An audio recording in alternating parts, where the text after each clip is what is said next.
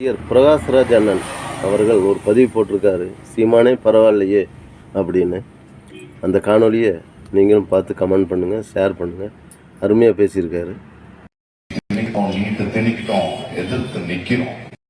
சீமான் பரவாயில்லையா, 10 வருஷமா மக்களை பத்தி பேசிக்கிட்டு இருக்காரு. பெரிய பெரிய நடிகர்கள் அதெல்லாம் ஆகாது. அதை பத்தி திராவிடியன் மாடல் வேணுமா, அடிமை மாடல் வேணுமா, சினிமா மாடல் வேணுமா? ஏன்னா அரசியல் யார பண்ணணும் அங்கிற ஒரு கேள்வியை நான் மக்கள் கிட்ட கேட்கிறேன்.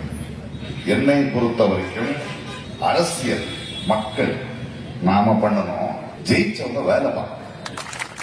ஆனா அந்த இந்தியாவில ஜெயிச்சவங்க அரசியல் பார்த்துக்கிட்டு இருக்காங்க, நாம வேலை பார்க்கணும்.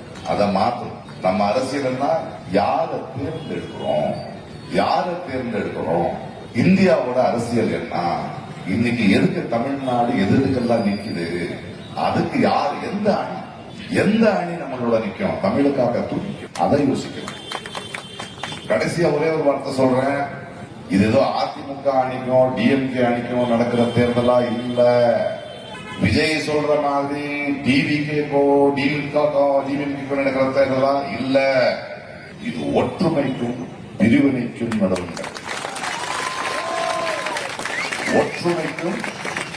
நடக்கிற தேர்தல்.